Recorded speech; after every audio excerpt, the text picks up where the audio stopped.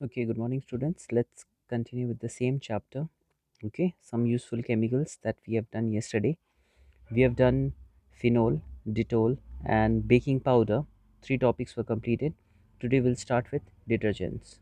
Okay, so as we know that detergents are commonly man-made chemical substances and they have some cleansing property in water that they are used for cleaning clothes and other household utensils, floors, and many other things. Okay, so as we know, these are made from the chemicals like sodium hydroxide and hydrocarbons. भनेपछि यसमा के topic छ, topic detergent भनेर छ. Detergent भनेको man-made chemical substance हो. यो चाहिँ नेचुरली पाउँदैन. यसलाई चाहिँ र मेटेरियल्सहरूबाट बनाइएको छ.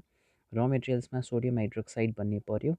हाइड्रोकार्बन्सहरू जुन कोल र पेट्रोलियमबाट निस्किन्छ त्यसबाट बनाइएको छ. र यो डिटर्जेन्ट भनेको धेरै कामको लागि प्रयोग गर्न सकिन्छ, जस्तै घरमा लुगाहरू धुनुको लागि होइन, फ्लोरहरू पुस्नको लागि, अनि हाउस होल्ड युटेन्सिल्सहरू ओके सफा गर्नको लागि. सँगसँगै डिटर्जेन्टहरू हामी वासिङ मेसिनमा पनि हालेर लुगा धुने काम गर्छौँ. अब यसपछि okay detergents are also known as soapless soap. अब यसलाई किन त्यस्तो भनिन्छ अन्डरलाइन गरौँ माथि. Detergent are known as soapless soap because they act like soap but chemically they are not soap. हुनु चाहिँ सोप जस्तै हो तर केमिकली चाहिँ सोप होइन. किनभने तिनीहरूको पावर चाहिँ क्लिन्जिङ पावर क्लिनिङ पावर चाहिँ धेरै हुन्छ सोपभन्दा. And they can be use for washing clothes even in hard water. Hard water भनेको चाहिँ कस्तो हो, जुन चाहिँमा सल्टको मात्रा धेरै हुन्छ त्यसलाई हार्ड वाटर भनिन्छ. भनेपछि त्यस्तोमा छिटै ल्यादर लाग्दैन, त्यसमा छिटै साबुन लाउने बेलामा झाग आउँदैन, त्यसमा डिटर्जेन्टको झाग छिटै आउँछ. भनेपछि डिटर्जेन्टलाई युज गर्न सकिन्छ विथ हार्ड वाटर अल्सो. त्यही भनेर detergents are non degradable in nature. यो डिटर्जेन्ट्सहरू युज गऱ्यो भने त्यो हतपत्ती के हुँदैन, त्यो मिलिएर जाँदैन केहीमा पनि होइन, यो डिग्रेड हुन सक्दैन र यसले धेरै पल्युसन पनि क्रिएट गर्छ. So use of detergent pollutes the environment. Thus we can say that the use of detergent is not environment friendly. अब इन्भाइरोमेन्टको रेस्पेक्टमा भन्नु पऱ्यो भने डिटर्जेन्ट चाहिँ इन्भाइरोमेन्ट फ्रेन्डली होइन. ओके, त्यसपछि अर्को टपिक छ हाम्रो chemical fertiliser. Okay, so this is the topic. In this topic, what we have understood is chemical fertilizer भने के हो. यो पनि man made water soluble salt rich substances हो जुन चाहिँ प्लान्टलाई चाहिन्छ. अब प्लान्टलाई चाहिने न्युट्रिएन्ट हामीले के गर्छौँ, man made केमिकल्सहरूको रूपमा यिनीहरूलाई युज गरेर सोइलमा हाल्छौँ. सोइलमा हाल्यो भने हेल्दी ग्रोथ र डेभलपमेन्ट हुन्छ.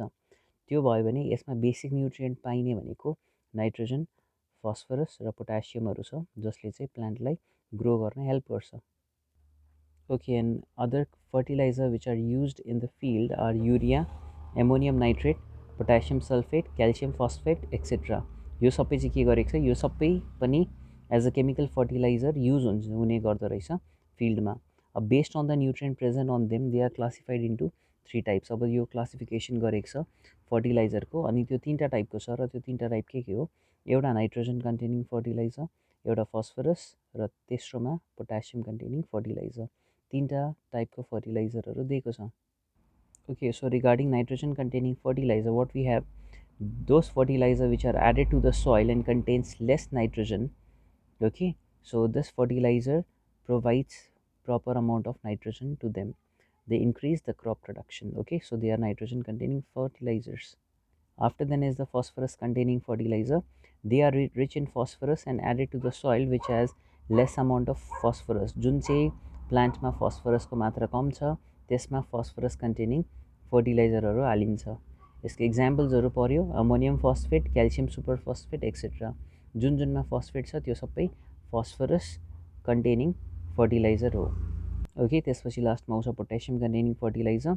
जुन प्लान्टमा पोटासियमको मात्रा कम हुन्छ त्यसमा यो पोटासियम कन्टेनिङ फर्टिलाइजर हालिन्छ. यसले गर्दा के गर्छ, यसले चाहिँ पोटासियम नपुगेको प्लान्टहरूमा पोटासियम प्रोभाइड गर्ने काम गर्छ. Some common examples of this fertiliser are potassium sulphate, potassium nitrate etcetera. यो सबैमा पोटासियम हुन्छ. This fertiliser help for the strong and healthy growth of the plants and they also help to grow faster and resist diseases. भनेपछि diseases resist गर्न पनि help गर्छ. Okay, after that our new next topic is complete fertilizer or NPK fertilizer. यसमा हेर्नुहोस् त भर्खर हामीले NPK भनेर पढ्यौँ.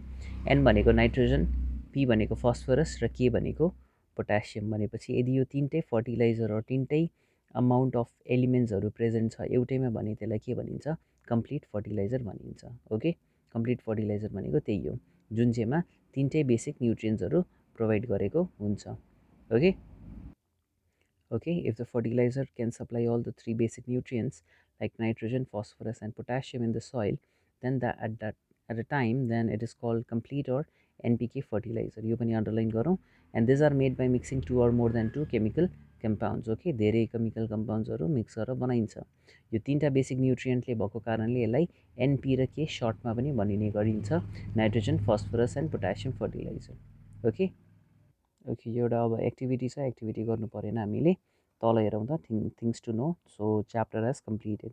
So what you can do is you can start with the question answers. Okay, यहाँ यो छ थिङ्स टु नो भइहाल्यो। अब हामीले के गर्नु पऱ्यो, हामीले यहाँदेखि हेर्दा हुन्छ यो test yourself number 1 this you need to do.